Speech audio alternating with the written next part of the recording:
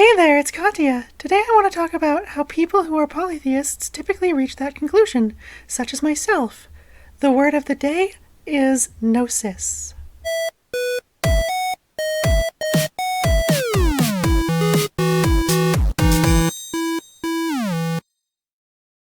Welcome, new friend.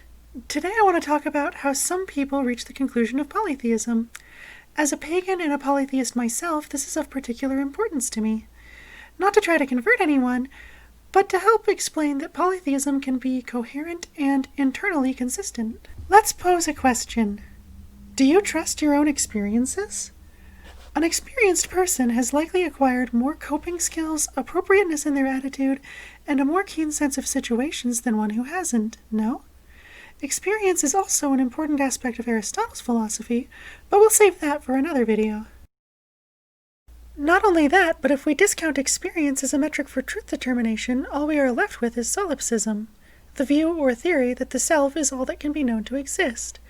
Do you believe a world exists outside of the self? I certainly do.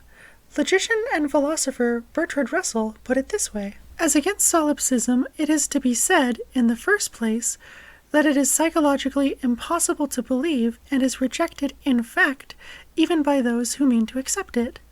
I once received a letter from eminent logician Mrs. Christine Ladd Franklin saying she was a solipsist, and was surprised that there were no others. Coming from a logician, this surprised me. The fact that I cannot believe something does not prove that it is false, but it does prove that I am insincere and frivolous if I pretend to believe it. I suppose, to be fair, we shouldn't be too surprised that Mrs. Franklin was one of the few solipsists she knew. After all, it's only her.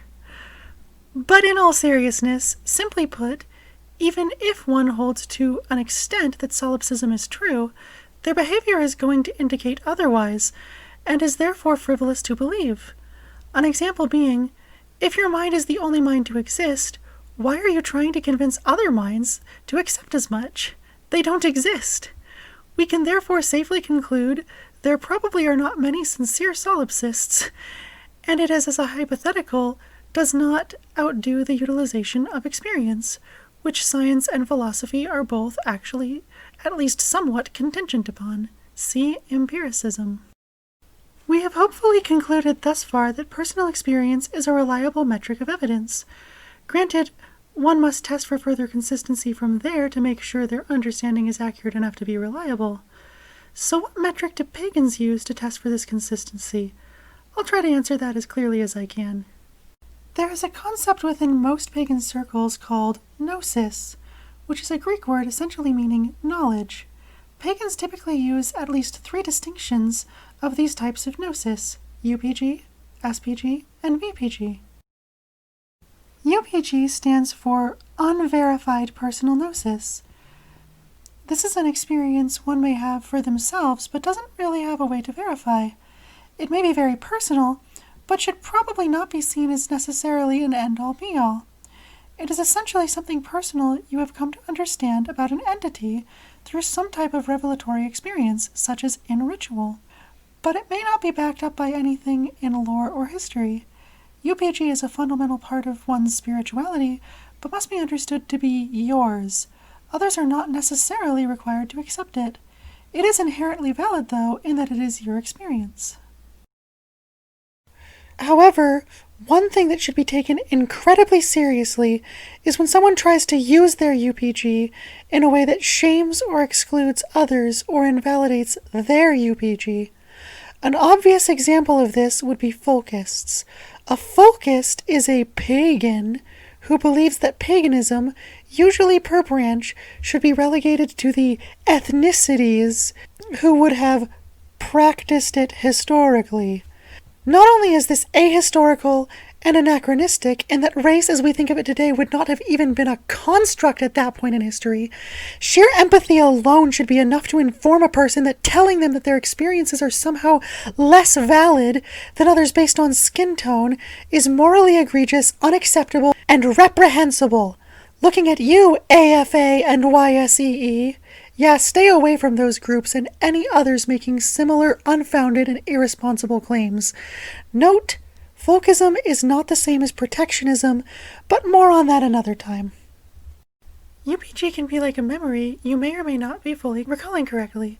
It may have happened to you, it may have been a defining moment in your life, and that is valid, but you could possibly be mistaken on some of the details.